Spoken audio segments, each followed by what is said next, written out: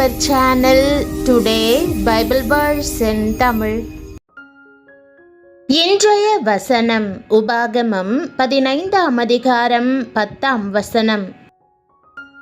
கிறிஸ்துவுக்குள் பிரியமானவர்களே, நம்முடைய ஆண்டவரும் இரட்சகருமான இயேசு கிறிஸ்துவின் வல்லமையுள்ள நாமத்தில் உங்களை வாழ்த்துகிறேன். நீங்கள் கொடுக்கிறதை தேவன் கவனிக்கவில்லை என்று நினைக்கிறீர்களா? இல்லை, நீங்கள் கொடுக்கும் ஒவ்வொரு சிறிய செயலும் உங்கள் வாழ்க்கையை தீர்மானிக்கிறது. இன்று நீங்கள் கொடுக்காமல் விட்டது நாளை நீங்கள் இழக்க வேண்டிய ஆசீர்வாதமாக மாறலாம். உங்களிடம் ஒரு கேள்வி: நீங்கள் ஆசீர்வாதத்தை எதிர்பார்க்கிறீர்களா அல்லது அதை தடுக்கிறீர்களா? உன் தேவனாகிய கர்த்தர் உன்னுடைய எல்லா கிரியைகளிலும், நீ கையிட்டு செய்யும் எல்லா காரியங்களிலும் உன்னை ஆசீர்வதிப்பார் என்ற வாக்குத்தத்த வசனத்தை இன்று நாம் தியானிப்போம்.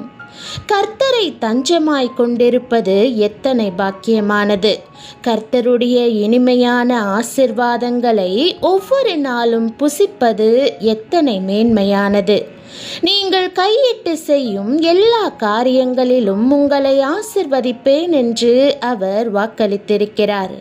தேவனுடைய கட்டளைக்கு நாம் சுயநலமில்லாமல் கீழ்ப்படிந்து தேவையின் மத்தியில் இருப்போருக்கு உதவினால் அவரது ஆசீர்வாதங்கள் நம் வாழ்வில் எப்பக்கமும் நிரம்பி வழியும் என்ற வாக்குத்தத்தத்தை தியானிப்பது எவ்வளவு இனிமையானது! கர்த்தர் உங்களை ஆசீர்வதித்திருக்கிறதினாலே நீங்களும் மற்றவர்களை மனதார ஆசீர்வதியுங்கள். வெறும் சொல்லினால் மட்டுமல்லாமல் செயலினாலும், பொருட்களினாலும், பணத்தினாலும், விலை பொருட்களினாலும் ஆசீர்வதியுங்கள். வேதம் சொல்லுகிறது, உன் ஏழை சகோதரனுக்கு கொடாமல் மறுத்து அவன் மேல் வன்கண் வைக்காத படிக்கும், அவன் உன்னை குறித்து கர்த்தரை நோக்கி அபயமிடாத படிக்கும் எச்சரிக்கையா இரு. அப்படி செய்வாயானால் அது உனக்கு பாவமாயிருக்கும். அவனுக்கு தாராளமாய் கொடுப்பாயாக. அவனுக்கு கொடுக்கும்போது உன் இருதயம் விசனப்படாதிருப்பதாக. அதன் நிமித்தமாக உன் தேவனாகிய கர்த்தர் உன்னுடைய எல்லா கிரியைகளிலும், நீ கையிட்டு செய்யும் எல்லா காரியங்களிலும் உன்னை ஆசீர்வதிப்பார். ஆசீர்வாதத்தின் வழியை நீங்கள் அறிந்து கொள்ள வேண்டும். ஏழைக்கு இறங்குகிறவன் கர்த்தருக்கு கடன் கொடுக்கிறான் என்று வேதம் சொல்லுகிறது. உங்களுடைய உள்ளத்திலே ஒரு இரக்க சிந்தை எப்போதும் இருக்கட்டும், மனதுருக்கம் இருக்கட்டும். உள்ளத்தின் ஆழத்திலிருந்து தெய்வீக அன்பின் ஆறுகள் மற்றவர்களை நோக்கி தாராளமாய் பெருக்கெடுத்து ஓடட்டும். இதனால் நீங்கள் ஒருபோதும் குறைந்து போவதில்லை. உலகத்தாரை பாருங்கள், அவர்கள் பேர் புகழுக்காக கொடுக்கிறார்கள். ஆனால் நீங்களோ கர்த்தர் மேல் அன்பு வைத்திருக்கிறதினால் கொடுக்கிறீர்கள். நீங்கள் அவருக்கு கொடுப்பதற்கு முன்பாகவே அவர் உங்களுக்காக எல்லாவற்றையும் கொடுத்து விட்டாரே. சிலுவையிலே தம்முடைய இரத்தத்தையும் மாம்சத்தையும் கொடுத்தாரே, ஜீவனையும் அர்ப்பணித்தாரே. அந்த ஆண்டவரை எண்ணி கொடுப்பது எத்தனை மகிழ்ச்சியான பாக்கியம்! நீங்கள் கொடுக்கும் போது மனுஷனை பிரியப்படுத்தும் நோக்கத்தில் கொடுக்காமல் கர்த்தருடைய கரத்திலே கொடுக்கிறீர்கள் என்கிற உணர்வோடு கொடுங்கள். அப்பொழுது இம்மையிலும் மறுமையிலும் நீங்கள் ஆசீர்வதிக்கப்படுவீர்கள். நீங்கள் ஏழைக்கு இறங்குவது கர்த்தரின் கண்களுக்கு மட்டுமே தெரிய வேண்டும் என்பதில் உறுதியாயிருங்கள். சில வேளையில் நீங்கள் கொடுப்பதை கர்த்தர் அப்படியே உங்களுக்கு திருப்பிக் கொடுப்பார்.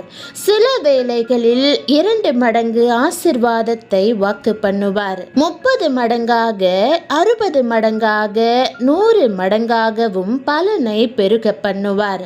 நீங்கள் ஏழை எளியவர்களுக்கு தருவதை கர்த்தர் தனக்கே தந்ததாக கொள்ளுகிறார் என்பதை அறிந்து கொள்ளுங்கள். மிகவும் சிறியவராகிய என் சகோதரரான இவர்களில் ஒருவனுக்கு நீங்கள் எதை செய்தீர்களோ அதை எனக்கே செய்தீர்கள் என்று மெய்யாகவே உங்களுக்கு சொல்லுகிறேன் என்று வேதம் கூறுகிறது.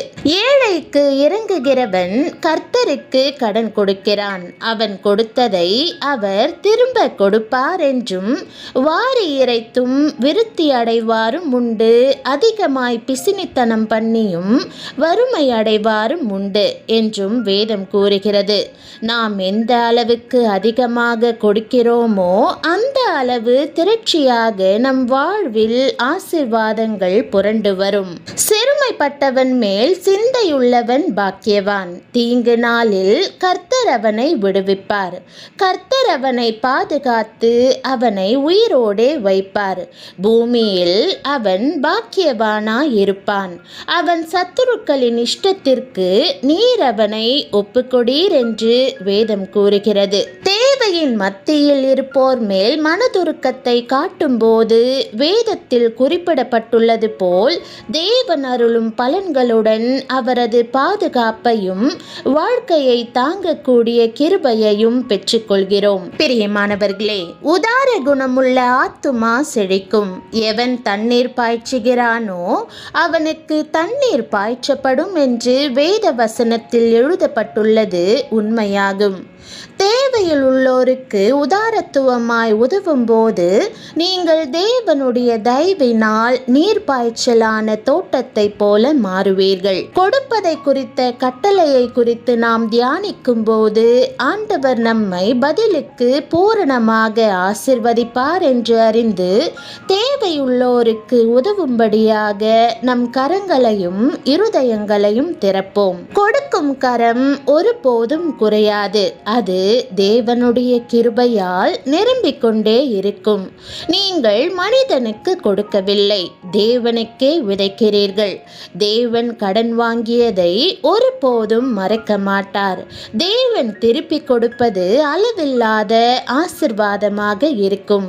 நீங்கள் நினைப்பதை விட மேலானது. இன்று தேவன் உங்கள் இருதயத்தில் யாரை நினைவுக்கு கொண்டு வருகிறாரோ அவருக்கு உதவுங்கள். ஜெபம். அன்பின் தகப்பனே, தேவையின் மத்தியில் இருப்போருக்கு நான் மனமுவந்து உதவுவதால் என்னுடைய பிரயாசங்கள் எல்லாவற்றையும் ஆசிர்வதிப்பீராக. வானத்தின் பலகணிகளை திறந்து உம்முடைய ஆசிர்வாதங்களை என் மேல் பொழிந்து தேசத்தின் கொழுமையானவற்றை எனக்கு அருளிச் செய்வீராக. என்னுடைய சுயநலத்தை அகற்றி மற்றவர்களின் பாரத்தை சுமக்கக்கூடிய பெரிய இருதயத்தை எனக்கு தருவீராக. என்னுடைய அன்பின் கிரியைகள் மூலம் உம்முடைய நாமம் மகிமைப்பட வேண்டும் என்று இயேசுவின் நாமத்தில் ஜெபிக்கிறேன் நல்ல பிதாவே, ஆமேன்.